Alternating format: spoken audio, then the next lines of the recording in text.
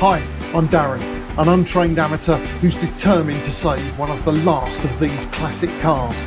This is Roy, a 45-year-old 2.8 litre Vauxhall Royale coupe. When I owned one 30 years ago, they were rare. Now they're unknown. This is one of the last of its kind, and I'm going to rescue it and relive my youth. Follow the rebuild, watch this legend come back to life. Right, morning everyone.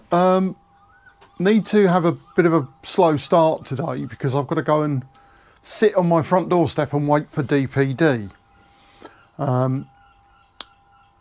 which is annoying because it means I can't really crack on with the job that I want to crack on with, which is to give the engine block another degrease, hopefully without an exploding sprayer this time, and then burn it off with a blow lamp and then epoxy prime it.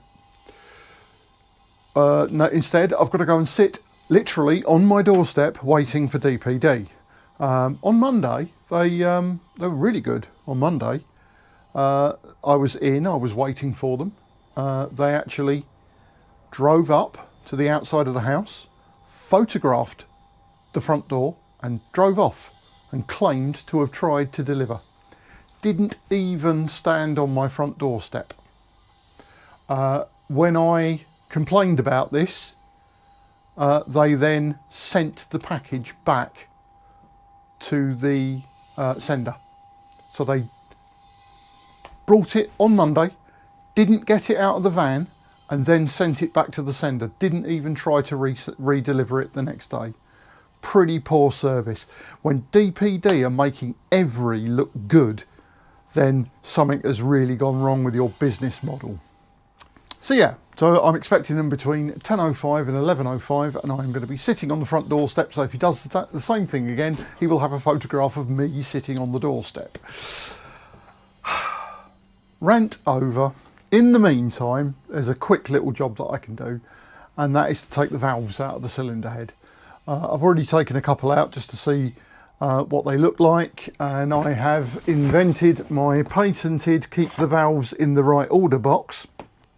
So we'll take them out, keep them in the right order, and then later on they can be polished and lapped in. Yeah. Ooh. Get this onto the edge of the bench so we can get the spring compressor on it easier. Oh, bloody old Draper, you could have given us a longer handle. So it's a lot less fuss doing this way than when I did it with the cylinder head on the car. Two kites. Americans call them keepers. Who's to say who's right and who's wrong? So that's an exhaust valve, so I'm keeping the exhaust valve springs separate. So that goes into hole number 1 in the box.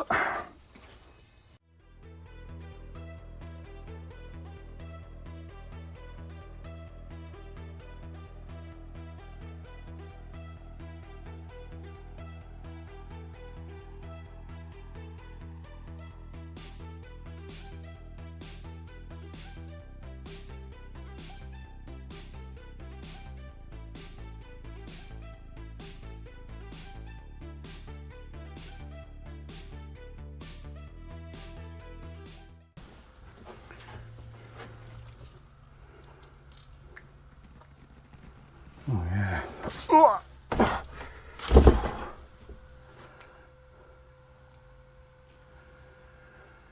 Yeah, we've got the really old valve seals on there, even the horrible little ring type things. That's all been replaced now with something better that retrofits. Those ones I put on Roy's original engine, much better than that. Okay, I'll be back after I've played mind games with DPD. I've just been waiting for DPD to deliver something which you'll see in a future video, which I think is going to be quite ingenious.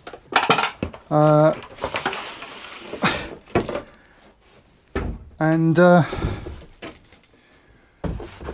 it's the same delivery driver that delivered on Monday, so I asked him what happened and why he didn't even attempt to ring the doorbell.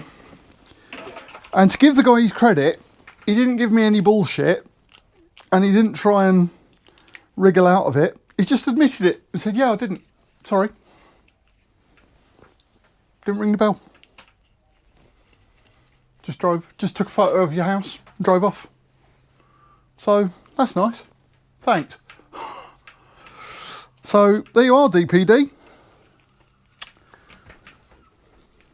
Proof, if it were needed for you, that your drivers absolutely do not care. The trouble is, I get the feeling that you as a company don't care either. And I get the feeling that you almost tolerate it and sanction it. Because if you did care, you would have somebody answering a telephone. You would have more than an AI chatbot. You would make it possible for people who have to be the victim of your service to contact you when things go wrong. But you don't. Which means you just take that as a cost of business. I don't think that's a very good way to carry on. I've had 2 deliveries from DPD, or 2 were scheduled from DPD, and 2 were scheduled from Every. So far, I only got one of my DPDs because I literally sat on the doorstep, so the guy couldn't ignore me. And Every have delivered everything correctly, like they should. So DPD, when you're making Every look good, something's gone wrong.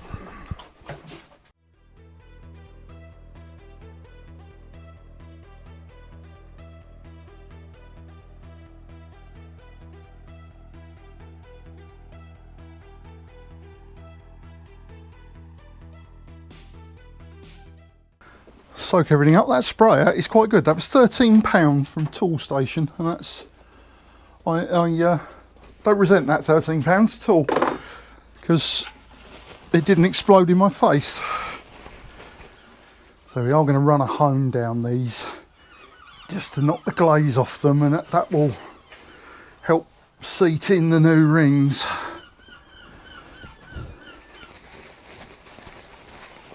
And then we've got the perennial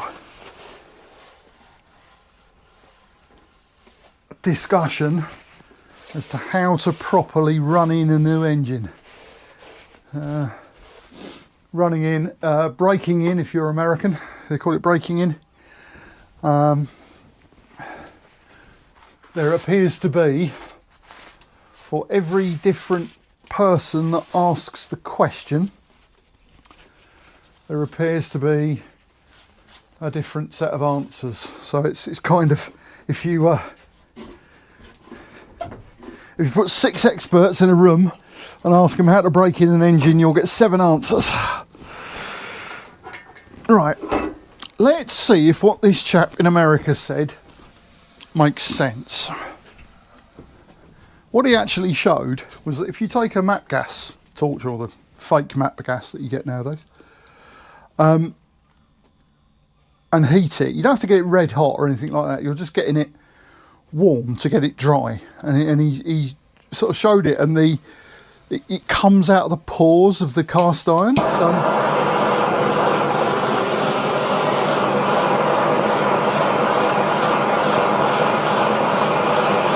do you know what? He's only right.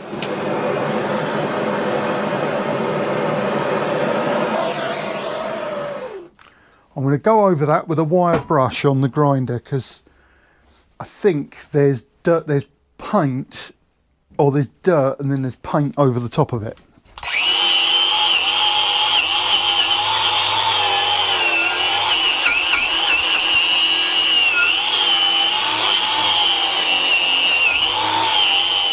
Okay. put some masking on that and spray it with some primer.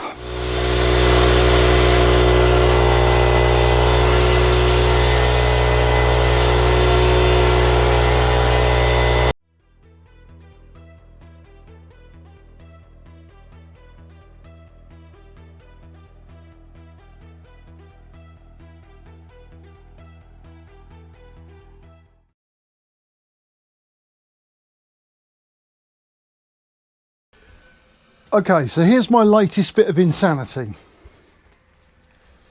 Cylinder head. Looks like it's been skimmed. What I've got here is a piece of 1/4 inch thick plate glass. Now that's about as flat as you can get.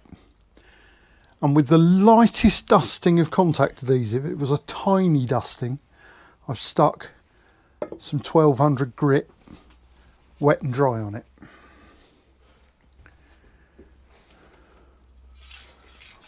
With a liberal application of Bulldog to lubricate it, and a gentle motion.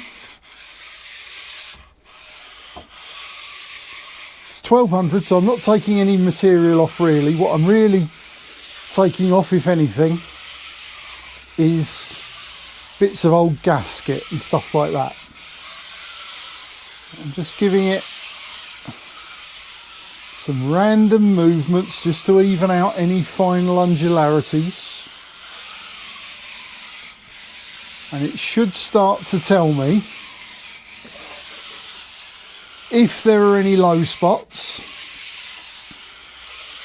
and therefore if this head needs to be skimmed.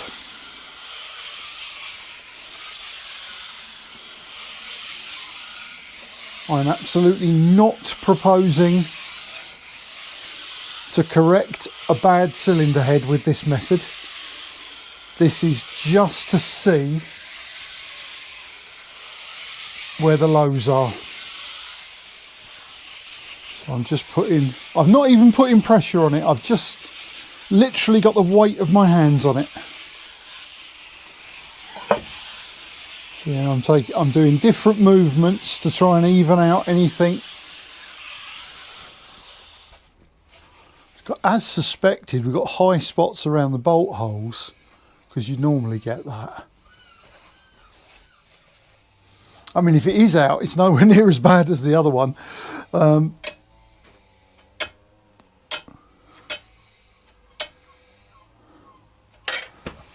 Put a feeler gauge under that, see if we can get anything. So, spankingly new set of feeler gauges, so we know they're about as accurate as we can get.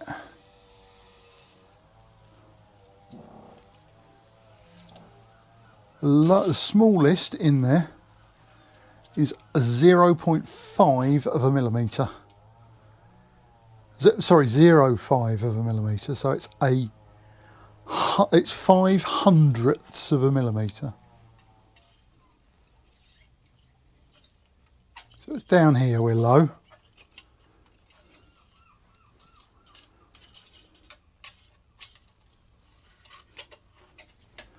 Turn the rule round, see if we get the same result. No, it's my ruler that's bent.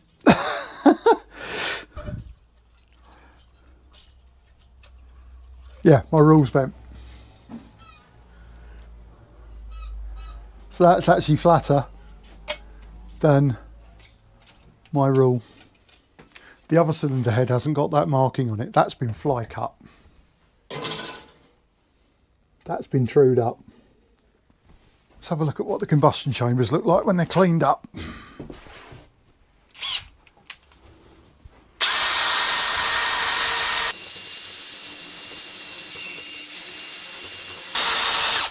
So that's a brass brush so that it doesn't hurt the cylinder. So for cleaning up the valves, I bought a new tool. Of course I did. It seemed like ever such a good idea.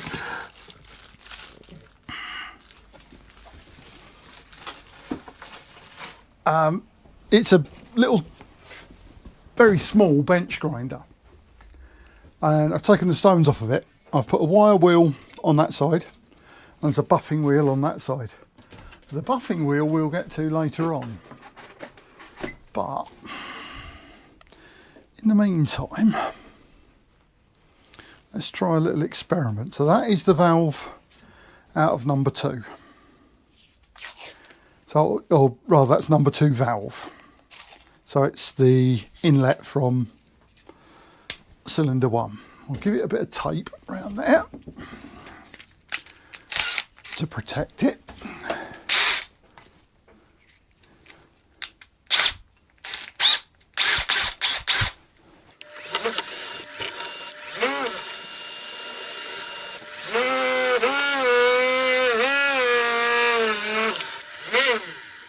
There we are. So brass wheel, so we haven't done it any damage. All we've done is clean it up.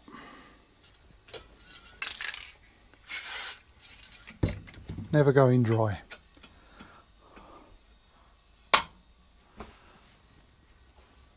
Let's see if we can lap that in. And for that, we go old school.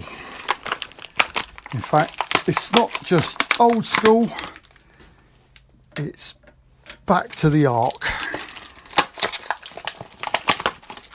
But sometimes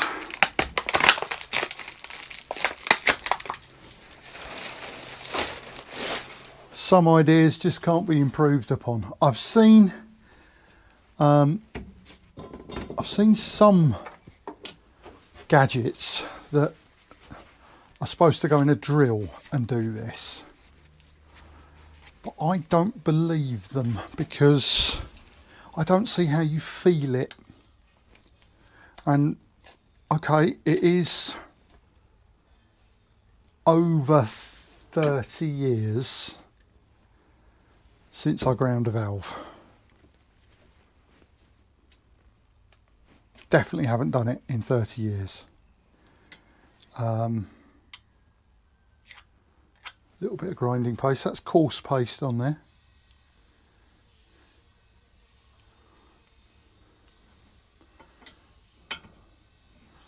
But I know you have to be able to feel them. So, sucker, too big, on there. And you hear it, you hear that? Has immediately started to put a nice edge on that. Nice uniform grey edge. That's all it needs to be.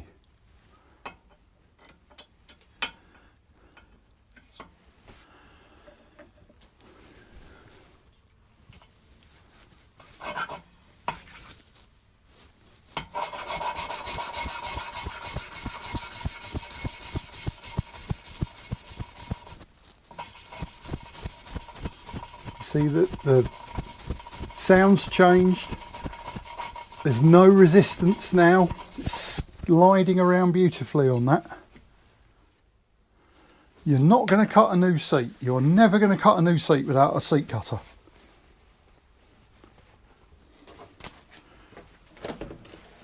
But what you can, but it's a bit like,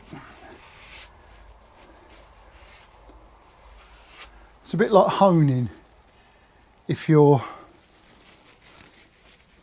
bores are good, honing them makes them better. Look at that. It's just lovely on there now. It's a lovely contact patch.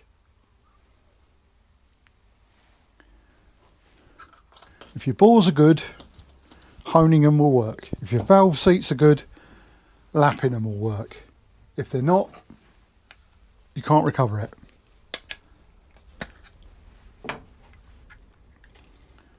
So that was coarse compound. This is fine. So we just put a little bit of fine on there.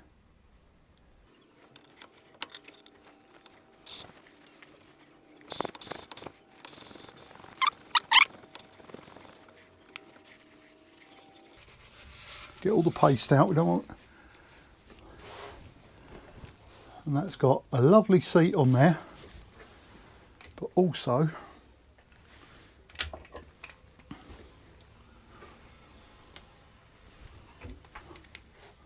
look at that seat on there, lovely.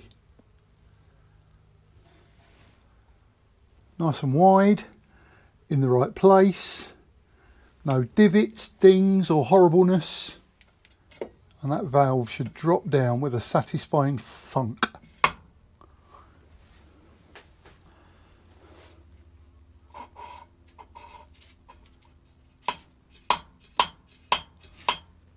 And that'll be a valve that seals. I've taken the old valve seals off now, so we're only on metal. There's nice vacuum if I hold the end on the valve seal. So even though there's a bit of lateral movement, it's enough, look, to suck the valve back down. Hear that?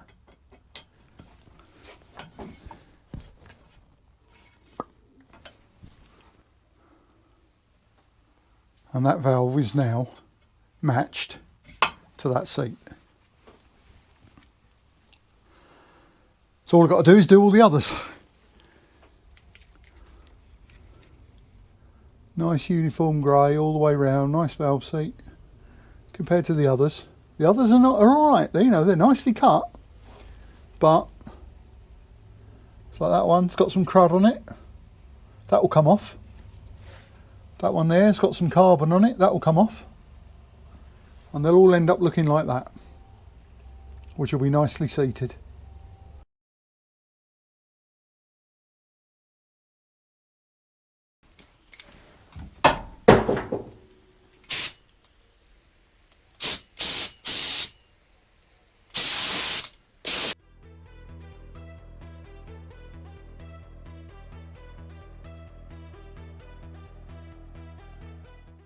Okay, a couple of quick measurements. There's number one's inlet and exhaust. Let's measure them. So that is 0.3527. 0.3527 thou, and that is an exhaust.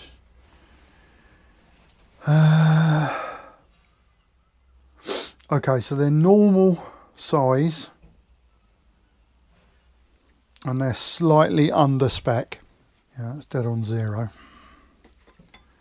The minimum size should be 3534. 3 5 1 2 sorry 3 3 5 2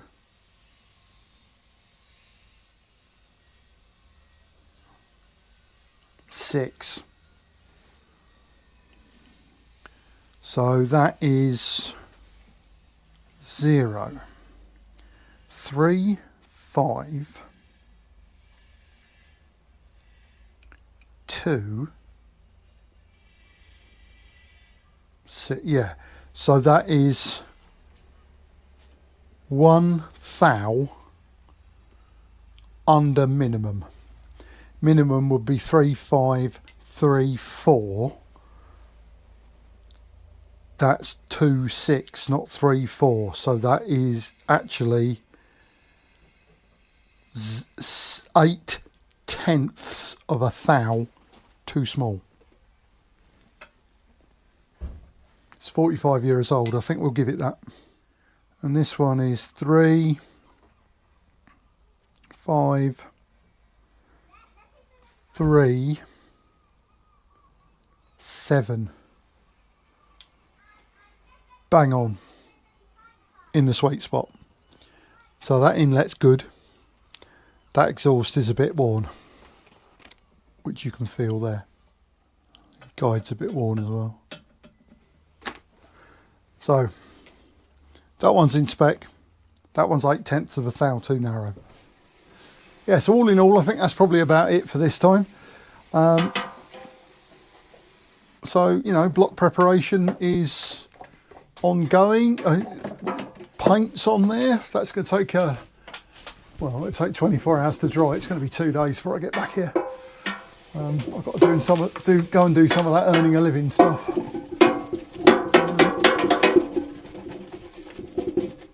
Then yeah, there's other things that need to be painted. The rest of those valves need to be ground in on the cylinder head.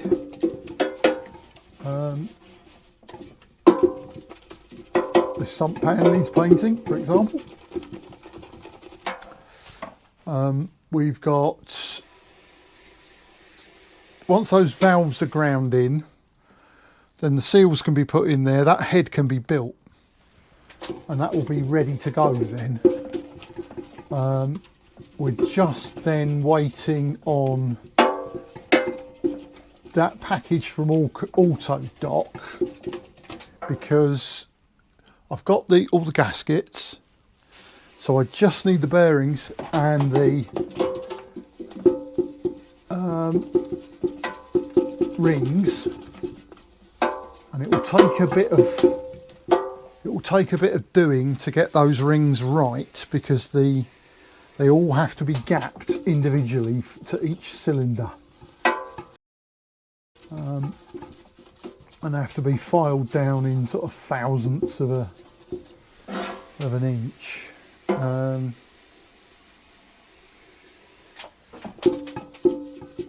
tell you one thing we can do today, actually, is what I'll probably do is I'll do it now, and then I'll cheat and make it look in the video like I did it earlier.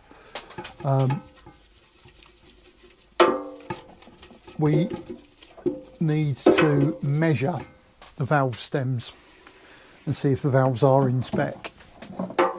I suspect they probably are, because nothing else is that worn. So yeah, so it feels like we're motoring with this particular engine, and it also feels like it's not a complete waste of effort, which would be good. So, because, you know, it would be actually nice to take Roy for a drive.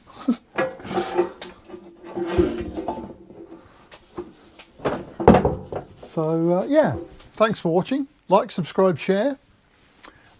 In the next episode it'll be more engine rebuilding, and it'll probably be the real sort of precision stuff of getting the cylinder head together, and possibly even the bearings. Thanks for watching.